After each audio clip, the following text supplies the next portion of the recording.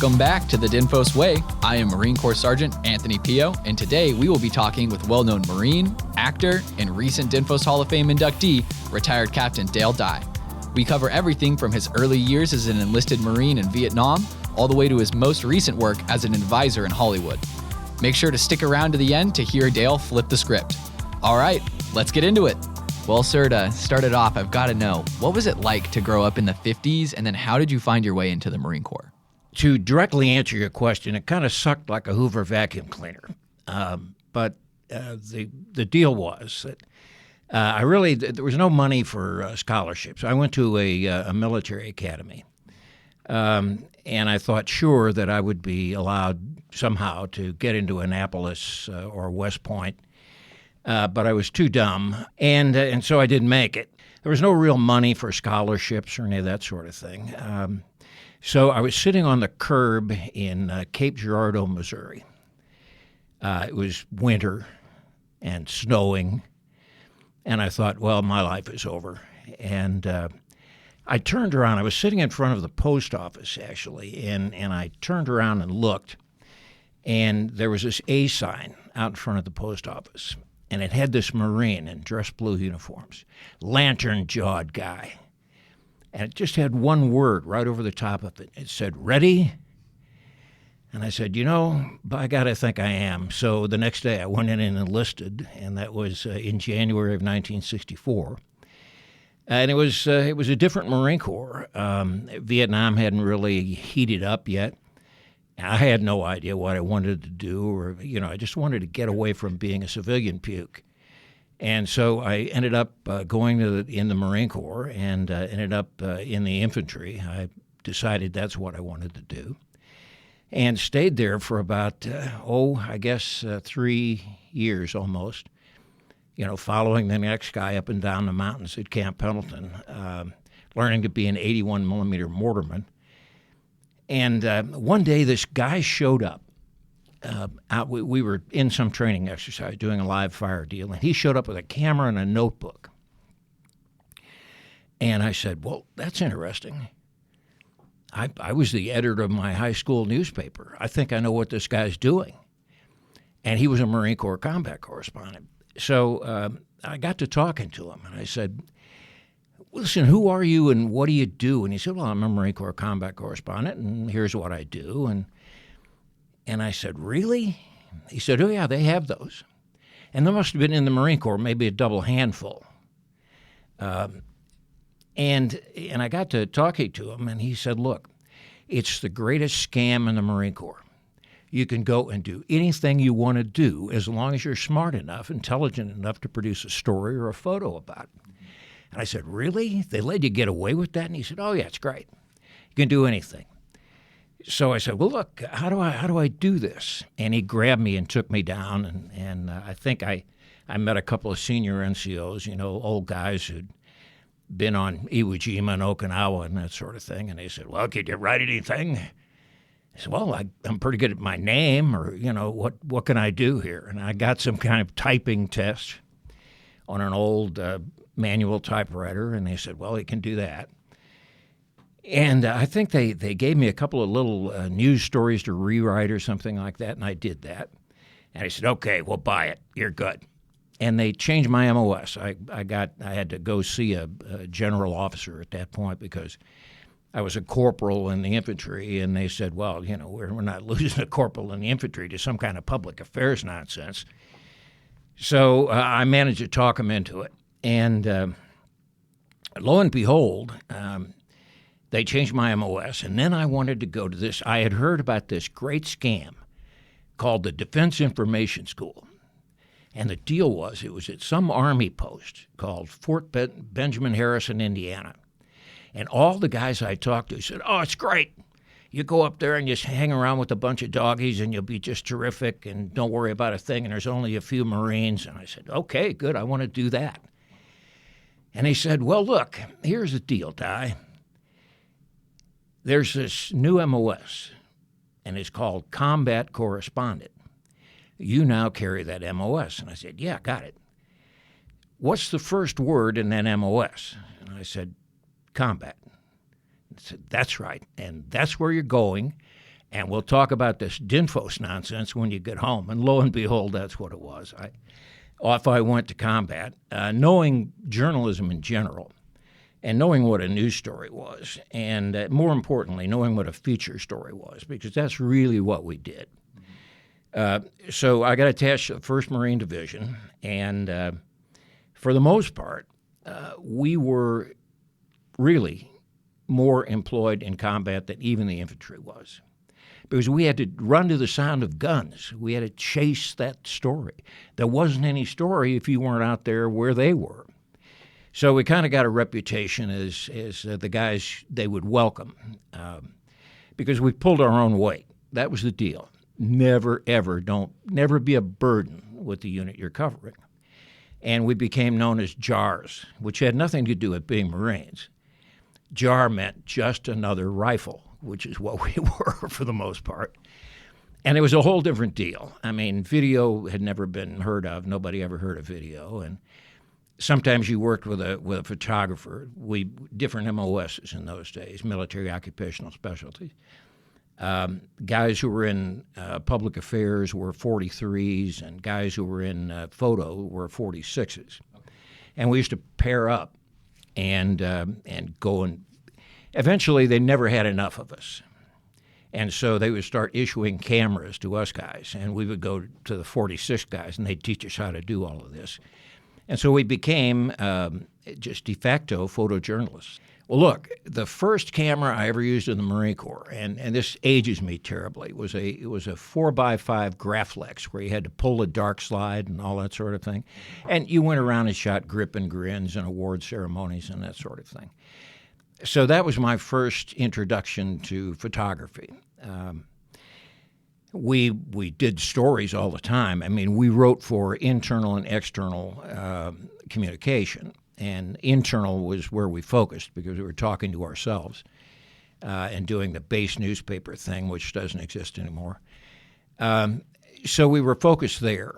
But when we got into combat, the 35 millimeter SLRs were coming in, so single lens reflex 35 millimeter cameras. The motion picture guys shot 16 millimeter Mopic, old Filmo 3-lens turrets and that sort of thing. And you just made do with what you could. Sometimes you never saw what you shot. You just turned in your film and there you went. So now we have the Mass Communication Foundations course to where students are coming here for 6 months. They're being trained, and then even then when they're getting to their units, they're probably doing over a year of OJT, and then they're like, okay, let's go to the field to go shoot. What kind of OJT or on-the-job training did you do once you arrived over in Vietnam? Well, it was mostly, here's your equipment, here's your rifle, and here's your ammo, and this is where we want you to go. So a lot of it you really had to figure out for yourself. I mean, we began to know that we started working in beats. Like some people would cover 1st Marines, and some people would cover 5th Marines, and some people would cover 7th Marines. And we would start trying to figure it out.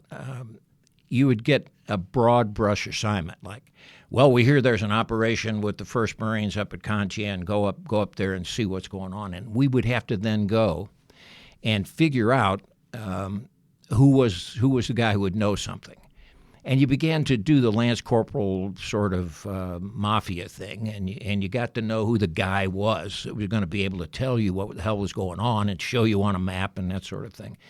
And so you filled yourself in, and then you would go find a home. And all of us had favorite units and units that liked us and would take good care of us. And so you'd go find your home, and you usually knew more about what they were doing than they did. And off you'd go, and you'd patrol, and then, the defecation would hit the oscillation, and there you were in combat. So a lot of it was really significant OJT. What was your favorite unit?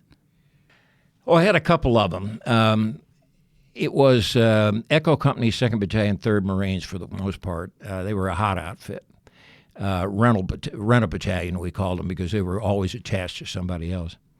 And then during the Tet Offensive in 1968, I was fighting in Hue. And Hue was a meat grinder. It was a pretty bad deal. None of us knew anything about fighting house to house, but there we were inventing it again.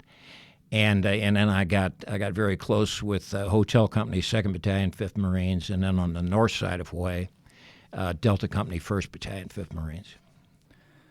So I know, for speaking for myself as well as a lot of other Marines coming into the Marine Corps in current days, we looked at novels and different films, including Full Metal Jacket.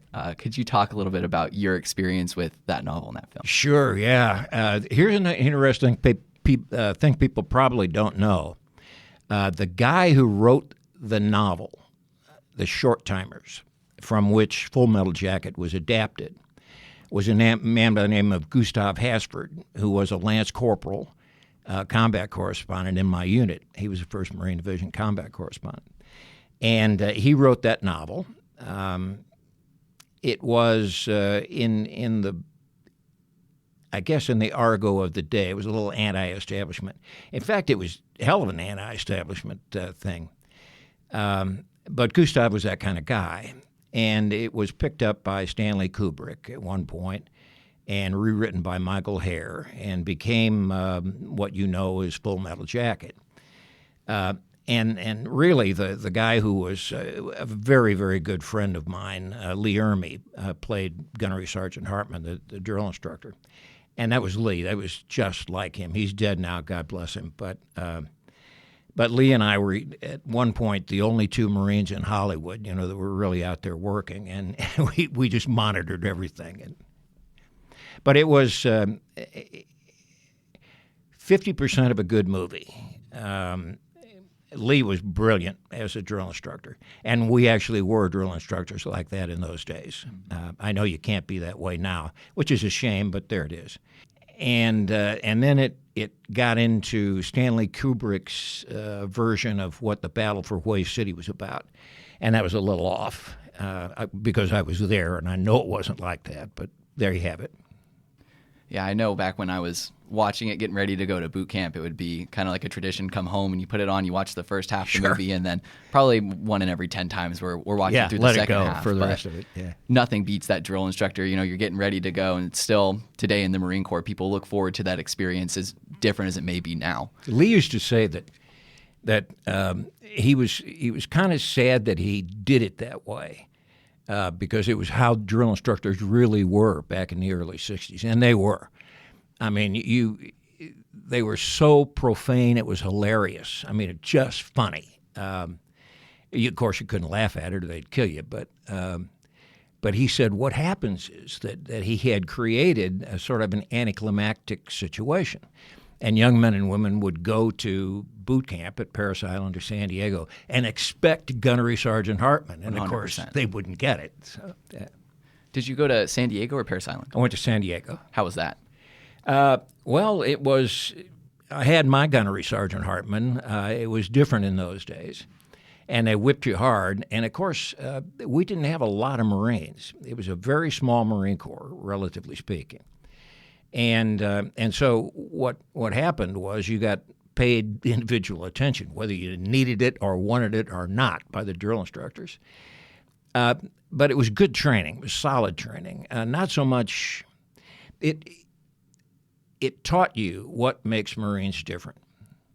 And I know the soldiers and the sailors and the airmen will argue about this, but let them argue. The point is, Marines have a special panache, a certain imagery, a certain thing that we carry around with us that just gives us a different perspective on things. And that comes from the boot camp experience. And nobody does it like we do it. When you went through, I know for Vietnam, they ended up shortening boot camp to be able to get more boots on the ground faster. Did you go through the full 13-week boot camp, or were you a part of the shorter generation? No, I got the full 13 deal because when I went in, Vietnam hadn't really started yet. It didn't start till the year after I got in. So I got the full 13-week treatment. What was that moment like when you found out, we're going over, like this is the year that it's really kicking up and starting? Well, I didn't pay a lot of attention to it. I mean, I was busy going on Liberty and all that sort of thing. I was at Camp Pendleton at the time. And so I said, well, somebody's at war over there, and I understand. And then suddenly, I think it was in August of 65, the 9th MEB, Marine Expeditionary Brigade, went ashore. And I said, uh-oh, here we go. And, of course, I was anxious to go. I'm in this to fight a war, so let's go. And I was anxious to deploy. What was that first deployment like? It was weird. We do it differently today, thank God, and I think we learned a lot of lessons from how we were deployed in Vietnam. We went over as individual replacements. One guy who walks in with his orders and some gunny takes it and says, you go over here and you go over there. So for the first period of time that you were in country, in combat, you really spent it trying to get to know and earn the trust of the people that were around you. Now, of course, we learned that lesson that was a mistake. And so what we did was we took the units and we would send battalions over, and that's battalion landing teams and that sort of thing. So you were a little lost, and I think I was a buck sergeant in E5 at the time. But I was a little lost lamb until I could figure it out. And fortunately, we had a terrific unit of combat correspondents who were. I mean, we could do anything and did anything and crawled all over the place. But we held our weight, and I think we were forgiven many of our sins because of that. And it was a great experience. But the first deployment was really about trying to figure it out. Who's what and who's who and who do I trust and who do I believe and who's just telling me sea stories. And then you go and find your home and figure out who it is. But a lot of it was done on your own.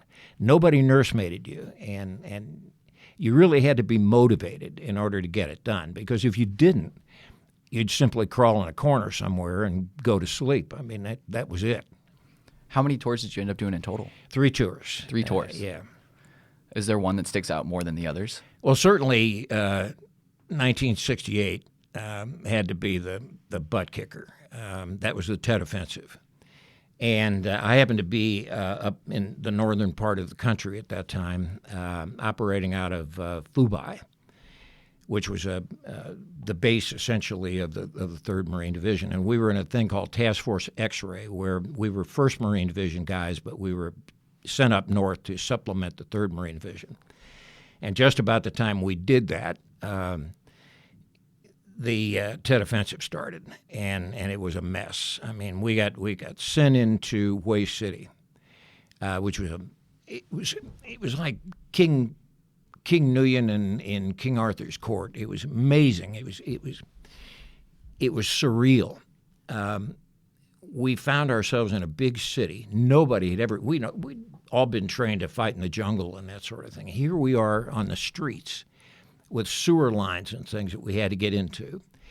And looking across the Perfume River, we could see this huge castle with 40-foot moats and 40-foot apron walls. And it was like the Imperial City, the yellow brick road. And here we are, and nobody knew how to do this. So we kind of had to invent it on the fly, and we really did. And typical Marine Corps fashion, we didn't have. You couldn't call in air, and you couldn't call in artillery, and you couldn't do anything. You just fix bayonets and figure it out, and that's what we had to do. But in doing that, we got a lot of people killed and a lot of people wounded badly, and that was a shame. But we came through it, I think, in typical fashion. We figured it out and eventually winkled the enemy out of there and beat them up. So once everything started to kind of come on the downward side of that, as a combat correspondent, your job is now to tell the stories of everybody who were in those moments and in those events. How did you go about doing that? Listen, it was really a tough deal. We knew, because the press, the civilian press in those days, had complete access. They could do whatever. There was none of this embed business. I mean, they just went wherever the hell they wanted to go and did whatever the hell they wanted to do. So our focus had to be on feature stories. Our focus had to be on Rudy in the rear rank with a rusty rifle. I mean, this is the guy whose story we had to tell. And I think what happened was I began to understand that the gut of a story, literally, is the spirit of that little guy in the rear rank with the rusty rifle. You've got to be able to, and because you're a Marine also, you understand who he is and what he does. You understand how he feels. The challenge is expressing it in a fashion that civilians will understand or can get some inkling of how this guy did, what he did, and why, importantly, why he did it. And that was the challenge. That was really, you could read award citations all day, but you'd probably been there and seen that guy do that or seen that guy do something else. And even if you could interview him, and you frequently did, you had to find the right questions to ask. What was on your mind, man? What the hell are you doing? And he would stumble through some answer, and sometimes you'd have to lead him where you wanted him to go. But for the most part, that was the challenge. The challenge was trying to find a way to explain that sort of activity to civilians for whom that was antithetical. It was absolutely the farthest thing from their experience or their mind. You had to find a way to explain it. At this point, had you had any kind of formal training, or are you still just going off of OJT? I'm still winging it from my high school newspaper experience. But I began to discover that I had not really unique, but a strange ability to understand people, to look in their eyeballs and understand what's going on in their heart and what's going on in their guts. And I guess because the same thing had happened to me, I was able to sort of transfer that experience and as such, formed a kind of an understanding of what the gut is. And I think that was really the beginnings, the inklings of my later showbiz career. It was something I didn't understand technically, but I knew I had it, and I knew I could do it. And I knew that if I worked hard enough, I'd find the command of the language to explain it. And then I went to DINFOS, and they erased all of that and told me forget about it. But I'm just kidding. With that being said, when was the first time that you actually came to DINFOS for training? I guess it must have been, let's see, I got home from the last tour in Vietnam in 1970. So it must have been a year or two after that. And I was too senior then. I think I was a staff sergeant or maybe even a gunnery sergeant. And I wanted to go to DINFOS. I said, look, you promised me that I would eventually be able to do this. Come on, deliver. And they said, well, look, you're too senior now. So you're supposed to know all that stuff they're going to teach you. So we can't send you to the basic course. I said, well, come on. I heard this is a great deal. And finally they said, well, look, we have this senior NCO course. We have this manager type of course. I said, okay, send me to that. And I think it was 4 weeks or 5 weeks or something like that. And I went to Fort Benjamin Harrison and got a look at a schoolhouse and tried to understand what the Department of Defense was attempting to teach young photojournalists and journalists and that sort of thing. And I discovered that there's a certain commonality, regardless of your service. What you're trying to do is two things. You're trying to, in some fashion, explain to young soldiers, sailors, airmen, Marines, Coast Guardsmen, you're trying to explain why what they're doing is important. So you have to know why it's important, and DINFOS tells you that. And then you have to explain to a public who, again, even in those days, very few had military experience or particularly combat experience. And so you were trying to explain the importance of what was going on in your service or in your command to a disbelieving public. And it was particularly tough in those days, but believe me when I tell you, after Vietnam, the public was disbelieving. So it was always an uphill battle. But DINFOS knew that. The instructors knew that, and they would emphasize that. They would say, look, here's the sort of thing you have to explain. And you should be senior enough now to understand how to do it, but here's what you have to do. Now that you've finished the training at DINFOS, you're a staff NCO, eventually a warrant officer, eventually becoming a commissioned officer. What was it like leading the Marines that were there alongside you to help, not necessarily combat, but to overcome the outlooks of the public that the Marine Corps is being looked at in that time? Well, look, I I really enjoyed it, frankly. There's a perverse sort of pride in being a Marine under pressure. And we were all under pressure at that point. Excuse me. So I enjoyed it. And most of all, I enjoyed training young Marines. I mean, I think I've spent half my life raising other people's children, and these young Marines were motivated. The problem was they come out of a civilian society, and we do everything we can to reorient them in boot camp and that sort of thing. But the civilian society from which they were coming at that point was pretty strongly anti-military, anti-war, and that sort of thing. So we had not only to challenge what they were doing, but we had to make it seem like fun. There had to be a certain amount of smiles and grins and wildness going on so that it would seem to them that it wasn't all grim, you're going to die the next day sort of thing. And that was a difficulty. Moving forward in your career, you're transitioning from the Marine Corps to where you are now as an established member of Hollywood. How do you get to that point? It's I'll tell you what the deal is. The simple answer is this.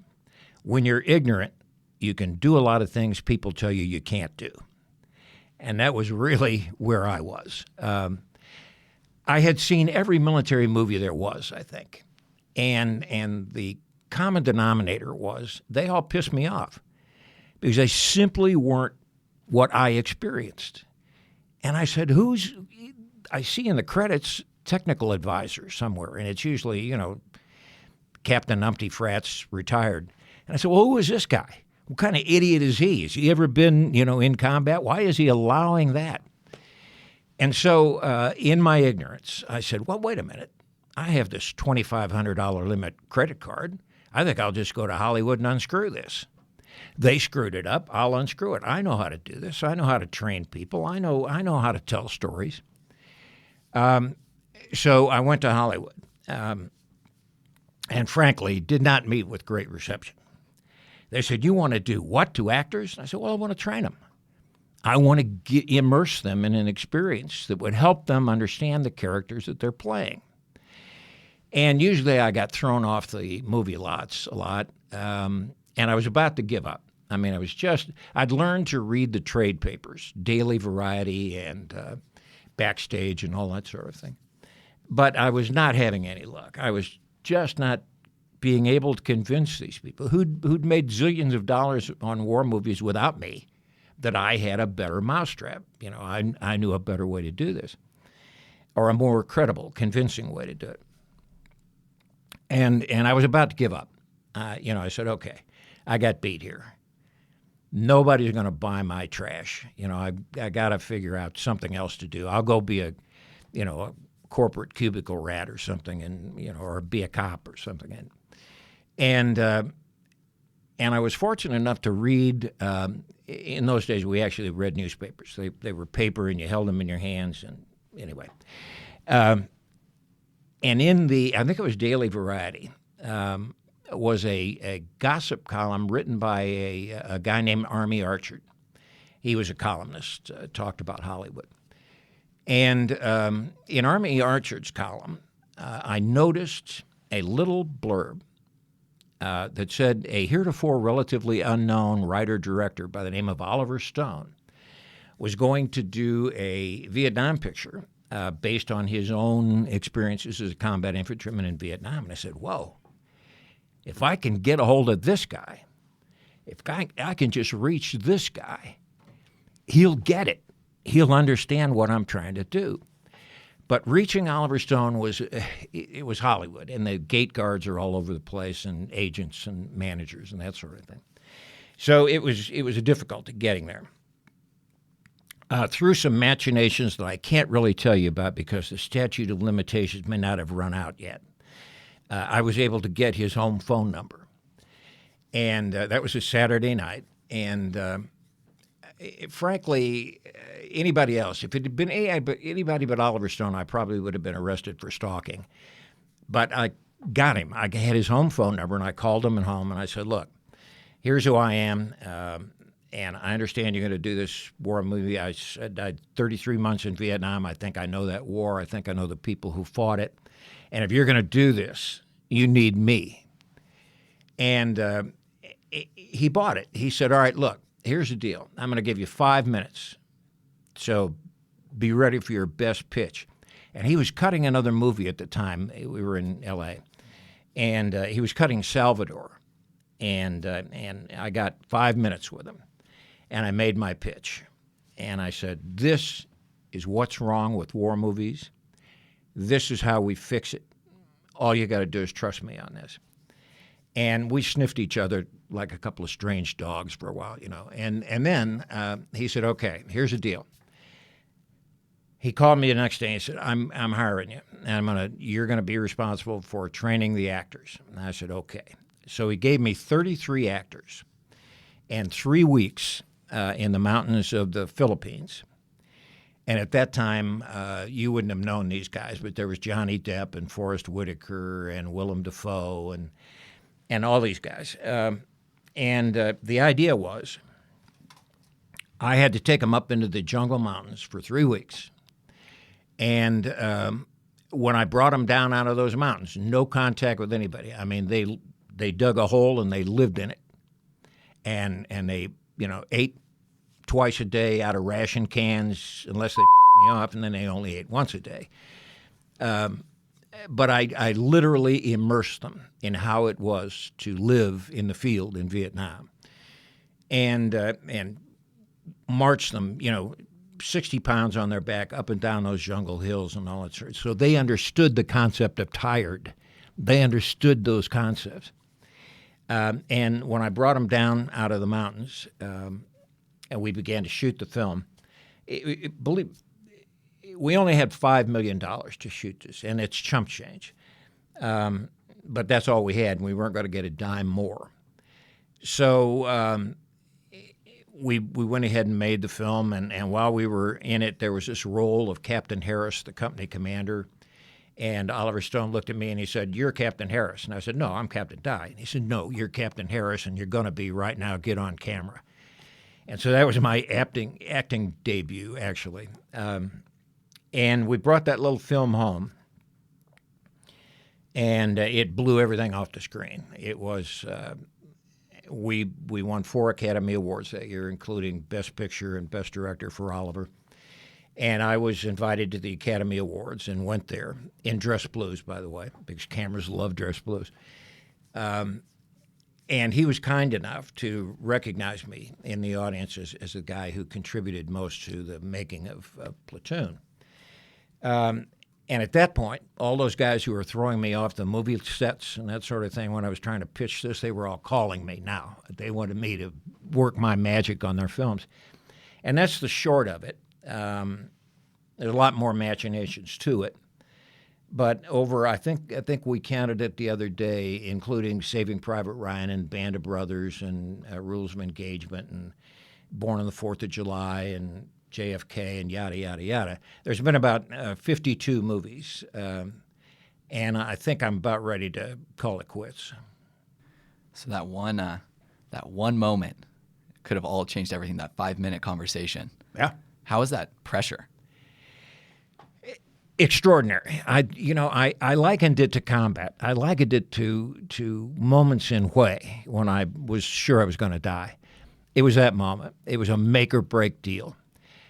I had literally 5 minutes because he was in the middle of something else, and he's a scratchy, recalcitrant guy. He's a pain in the ass, and he's hard to get to know until he trusts you. But I had 5 minutes to get him to trust me and to believe what I was telling him. And I guess my Marine Corps public affairs experience played a role in that. You have to be able to sell it and sell it in a hurry, and it better be good, and I did. Yeah, I can definitely only imagine what it would feel like in that moment, sitting across the desk with your whole future at stake in front of you. But once you got to that future, you had the opportunity to work with countless amounts of actors and personalities across Hollywood. Looking at the military, the Marine Corps and the Army, we have the Lance Corporal Underground and the E4 Mafia in the Army. If you had to place some of those talents from Hollywood into these different stereotype roles, who would you put where and why? That's interesting. In fact, I've never really pondered that. I think Tom Berenger would have been a Marine. I think Willem Dafoe would probably be some kind of mystic S2G2 guy, that consulted crystal balls and that sort of thing. He's that kind of guy.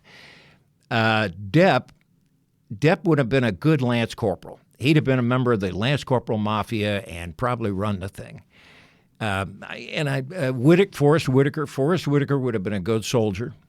He'd have been a Spec 4 or a corporal and just stumbled around and then until somebody off, and then he'd beat the hell out of him.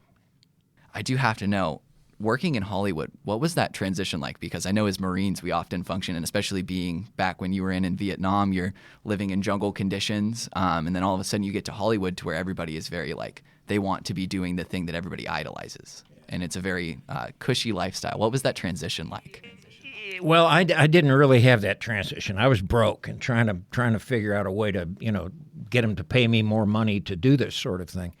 And nothing succeeds like success in Hollywood, and so I was able to build that reputation. It is a difficult mentality, and it's full of temptations. Look, Hollywood eats young Americans alive. It literally does. I'm ashamed sometimes of the way casting directors and producers treat young men and women who are just trying to be storytellers in their own right. They don't get a lot of respect until they become established in a name, and that shames me a little bit. And so while I was tempted by the alluring lifestyle of Hollywood, I really, because I just didn't like the way they treated people, and tried to be an example of how to do it properly and not that way. I didn't let it tempt me. Yeah, I made a lot of money, and I bought, but when everybody else bought a Maserati, I bought a pickup truck. I'm still that guy, and I want to be that guy. And there's a certain amount of imagery involved in that. Had I fallen prey to all those temptations that money brings and success brings, it probably would have blown my career because I was expected to be that guy. And I needed to keep that image intact. Okay, and then the next thing, it's kind of a series of questions. I want to talk a little bit about the Band of Brothers series. Sure. I was listening to another podcast that you were on recently, and they talked about that being one of the highlights of your career, and I heard you talk about it. Could you just tell me, what is Band of Brothers and what role did you play? Well, look, I love the miniseries format. Because unlike 120 minutes with a feature film, you've got 8 or 9 episodes to tell the story and to introduce the characters and get them to get audiences to love them. So I love the miniseries format. And in fact, I guess, all right, let me see if I'm going to violate an NDA here. We did Band of Brothers, and we'll go back to that in just a minute. And then we did Platoon. We did The Pacific. And I think this fall you're going to see the third part of the trilogy, which took us a year over in the UK to do. It's going to be the 8th Air Force flying out of Europe into Nazi-occupied Western Europe, which was an amazing undertaking. But back to Band of Brothers. It was such an extraordinary experience to train those people. I was given carte blanche to train them. So I took them all back to 1944 mentality, isolated them, and trained them as I knew young paratrooper soldiers were trained in those days. And carte blanche. Spielberg and Hanks told me, look, just get them in the mindset, get them in the ability to think this way and do that. And they knew from experience with previous films I'd done that if I could get them there, that no matter who was directing and that sort of thing, they were going to do the right thing and represent these people of Easy Company 506 Parachute Infantry Regiment. And then along the route, they said, and by the way, here's some brown shoe polish to put in your hair, and you're going to be Colonel Sink, who's the CO of the 506 Parachute Infantry Regiment. And I love portraying people on film that were real people, somebody I can find out about and get my teeth into. And Colonel Sink's family in North Carolina were very kind. They sent me some recordings of the colonel. He was dead at the time we did this, but they sent me some recordings of his speeches so I could get that North Carolina drawl and talk like he did. And I was a little monkey. I'd walk around the set with the earphones on and listen to his speeches until I got it right. And I had a great time. And it was sort of a natural progression. I had trained all these people, and they knew me as Uncle Captain. And so when I became Colonel Sink, it was just perfect. It was just the right thing to do. And so that will always be one of the highlights of my career, I think. Looking forward, do you think that this next project that you're working on, is that looking like it's going to be your last one? I don't know. Look, I keep telling people I'm through, and they keep calling anyway. And get me that gray-haired guy, or get him in here. We need some military guy. They keep calling. God bless him. There's a director in Hollywood named William Friedkin. He did The Exorcist and The French Connection, and I got to know him doing a film with he and Sam Jackson and Tommy Lee Jones called Rules of Engagement, and Billy Friedkin and I got along very well, and so he was just earlier this year, he was doing I think it's for Showtime, an excerpt from the Caine Mutiny. It's called the Caine Mutiny Court Martial, and Kiefer Sutherland plays Captain Queeg, and I'm on the court martial board. But he absolutely insisted, you have to come up here and tell us what we're doing right or wrong, and furthermore, sit down here in front of the camera. So I can't seem to get away from it. I guess I could be horrible about it and say I won't talk to you or anything. That's not in my nature. Looking forward now, you're an established member of Hollywood. You've had a successful Marine Corps career, and then you get invited back by DINFOS to be honored as a Hall of Fame member. What was that call or that moment like? It was another surreal thing. Hall of what? Wait a minute. I only went there a couple of 3 weeks. Well, it doesn't have to do with that. It has to do with what you've accomplished over the years. And the more I thought about it, it's humbling. It honestly is. I always feel when people say, look, we're going to give you a Lifetime Achievement Award or a Hall of Fame Award, I always feel like they're telling me that my career is over, and I'm not sure it is yet. But when I got to thinking about it, and I was actually inducted in the class of 2022, I guess, last year, and I couldn't make it because I was doing a film. But when I got to thinking about it, it's not so much that I deserved it, but that I can serve as an example to folks who are doing what I did, that, there's light at the end of that tunnel. And if you pay attention, and if you learn those lessons, sometimes not lessons that were taught in the classroom, just subjects that were introduced in the classroom at things like DINFOS, and you were able to dig deeper and expand on those things, then you've got some real insights coming. And I guess the initial reaction is, well, thank you for that, and I hope that to some extent I can serve as an example. I can definitely say that you have. Being a more junior service member, being a Marine in general, being able to sit here and have this conversation, it's extremely motivating to hear the stories and the things that you've done throughout your career, showing that you can start as enlisted, having not passed the Naval Academy exam 3 times, and Marine Corps being your last turn, to now being added to the Hall of Fame of a training school, having produced 52 different films, and having this immense lifestyle. Is extremely motivating as a junior service member to know that there is the potential to do that, and to have you as a motivation for all of us to look at. That's very kind of you to say that. Thank you very much. So we like to end the podcast in the same way every time by asking the question, what does the DINFOS way mean to you? The DINFOS way, to me, I guess means never quit questioning. A lot of schoolhouses that I've had some experience with want to provide you with the corporate answer. Now, here's the textbook answer. DINFOS doesn't do that, or it didn't do that when I was here, and I have a feeling it does do that anymore. It tends to open the book, think it over, do this, and it leaves so much up to you, and you must then produce. You can't turn the wrench this way or turn the screwdriver that way because there's no real answer to this. It's a steadily evolving thing, and I think DINFOS understands that and teaches that. It's awesome to hear about all the different accounts of you just being one of the most humble people I've had the opportunity to talk to, constantly giving, not taking those fancy cars, just staying in the pickup truck.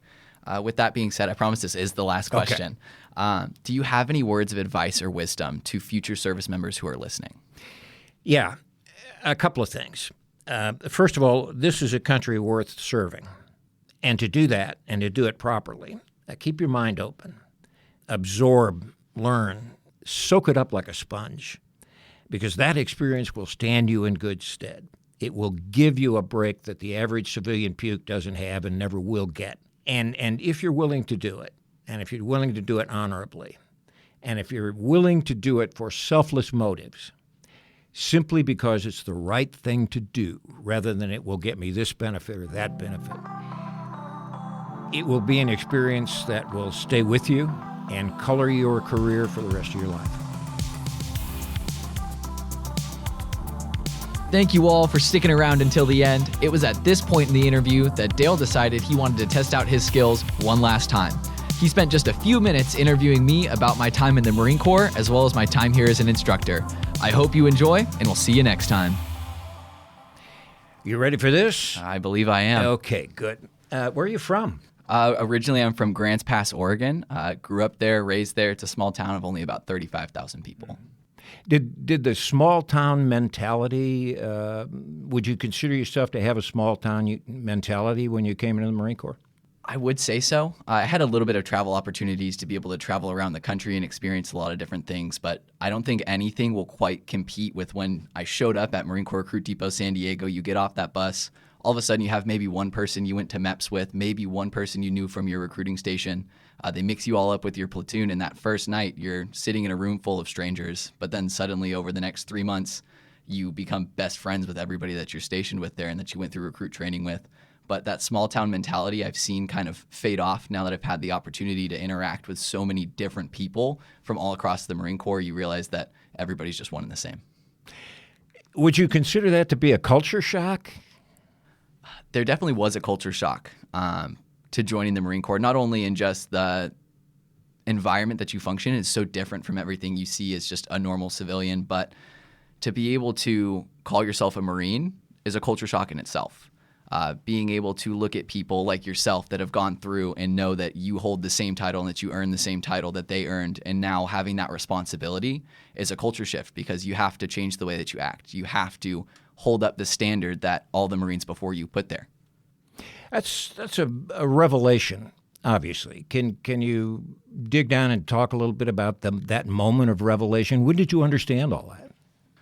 I don't know if there's a specific moment. I think to this day I'm probably still figuring that out, what it means to be a Marine, what it means to hold the standard that was set before you.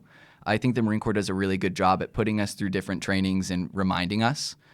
Every day we interact with Marines and we see Marines do great things. I think one of my favorite things about the Marine Corps is when you look at who is actually doing the work. It's never the sergeants and the staff sergeants. Like, we help, we assist, but if you look at people who have done things throughout the Marine Corps history, it's always a private. It's always the Lance Corporal. And I think as a private and a Lance Corporal, you're doing the work and you see the value in that. But once you become that NCO, you become that leader, the focus shifts to training. And being here at DINFOS, it's given me a new mentality to see the way that the Marine Corps is pushing forward and truly what it means to be a Marine by training Marines. Well, it can't all be good. I mean, what happens? What happens when you find that Mr. Bumblebutt and so on and so forth? Are you able to, is that the kind of thing you find rewarding, to be able to take him and fix it? 100%. There's one of my old mentors used to call him a can't get right, or a private pile if we're going back to Full Metal Jacket. There's always the one. And being able to take that extra time and see that light bulb come on, especially in this job, is super rewarding.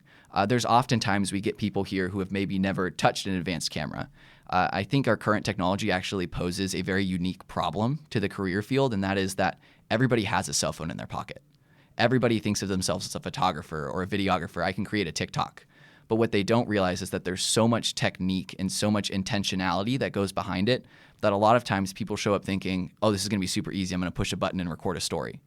But the thing that a lot of people miss isn't necessarily the technical aspects anymore, right? They can get a camera and within a couple days, they can be pretty proficient. The real impactful moment is when you can take somebody who maybe is able to capture things. They're able to go and show a B-roll package of Marines up doing a patrol, Marines doing a training exercise. But the real rewarding moment as a teacher or as an instructor is to see that person who is able to capture imagery be able to start to tell stories.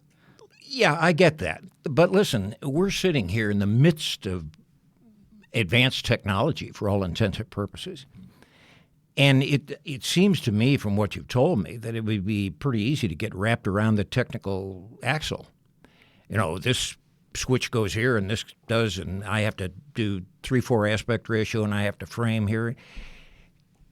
But in the end, as I understand it, from what you've explained to me, you are in essence a storyteller. That is what we are. We are storytellers. Yeah. Well, is there a way that you keep from getting wrapped around that technical axle and remembering that you're a storyteller?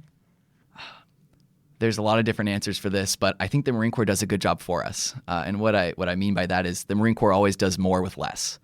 Some of the other services may have better equipment than us. Some other of the services may have more advanced technologies. But in the Marine Corps, a lot of times they may hand you a camera that is 10 years old, that is far less advanced than what is currently being put out in the industry. But Marines, we take those cameras and it forces us to be better storytellers. For our content to be able to compete with people shooting with cameras like Red cameras, with a Canon Mark III, you have to be able to capture the essence of Marines.